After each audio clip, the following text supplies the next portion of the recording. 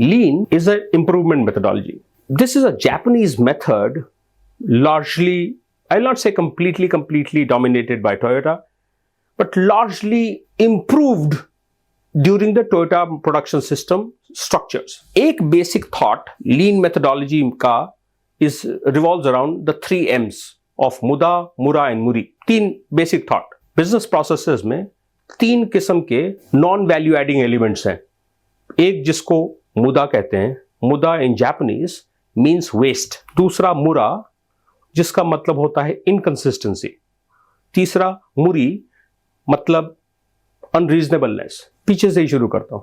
Unnecessary approval. अभी मेरे एक क्लाइंट हैं, उनके यहां लिटरली ये हालत है कि छोटे से छोटे पोजीशंस की हायरिंग के लिए सीईओ से अप्रूवल लेना होता है. तो अगर एक अप्रूव्ड पोजीशन है, अट्रिशन हुआ है, तो इसमें सीईओ के अप्रूवल को मैं अनरीजनेबल मानता हूं.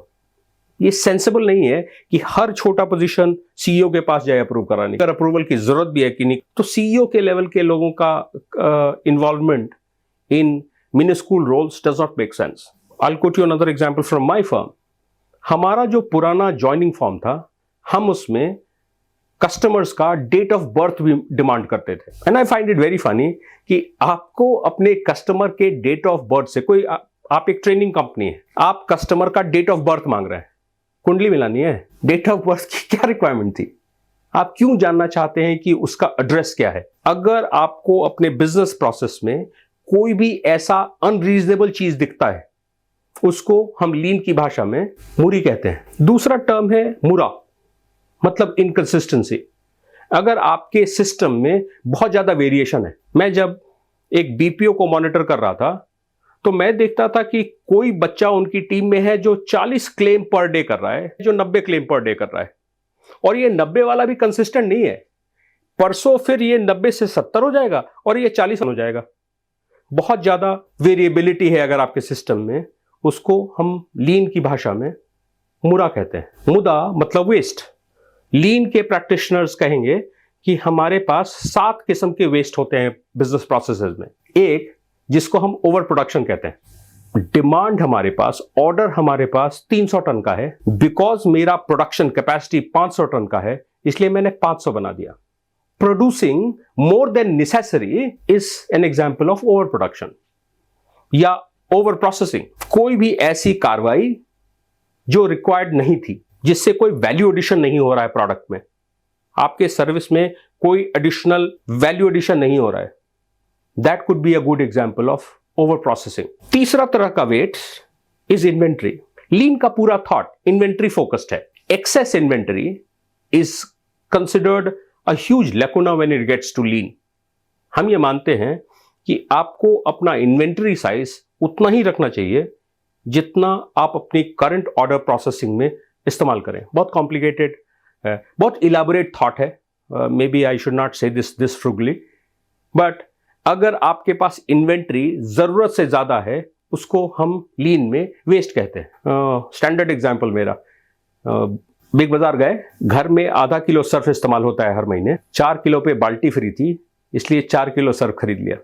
ध्यान रखिएगा, इन्वेंट्री एक्सेस अगर होगा तो एक तो पैसा फंसा, यू ब्लॉक्ड योर कैपिटल.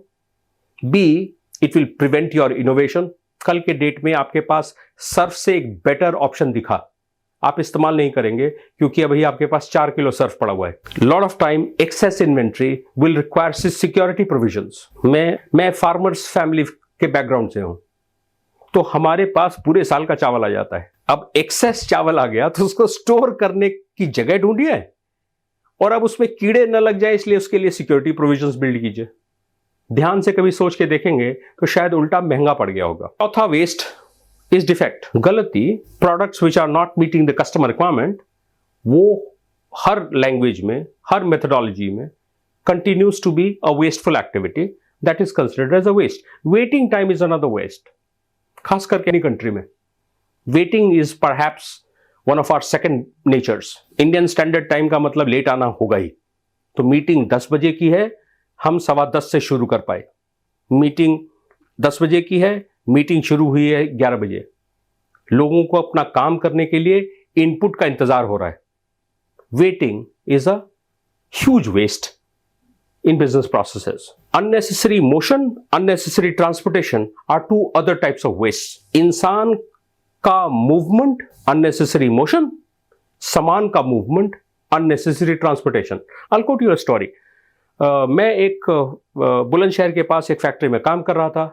मुझे दिखा कि बिजनेस प्रोसेसेस इतने दूर दूर बनाए हुए हैं कि स्टेप नंबर 1 से स्टेप नंबर 2 करने में आपको पूरा product, work in progress product उठा के 300 मीटर ले, तो ये सामान का जो अननेसेसरी मूवमेंट हुआ उसको हम लीन की भाषा में ट्रांसपोर्टेशन कहते हैं, और वो जो इंसान यहां से वहां गया, इंसान के मूवमेंट को हम अननेसेसरी मोशन कहते हैं. So over production, over processing, excess inventory, defect in waiting, unnecessary transportation, unnecessary motion. एक 8वां आजकल हिंदुस्तान में बहुत इस्तेमाल होने लगा है, अनयूटिलाइज्ड ह्यूमन कैपिटल. तो अगर आपके सिस्टम में लोग वेट कर रहे हैं, मैं वेट कर रहा हूं कि मुझे इनपुट मिलेगा तो मैं काम करूं, that will result in unutilised human capital. That is the 8th kind of waste. Follow this channel to give you more interesting thoughts on the relevant improvement methodologies of the world. Stay in touch.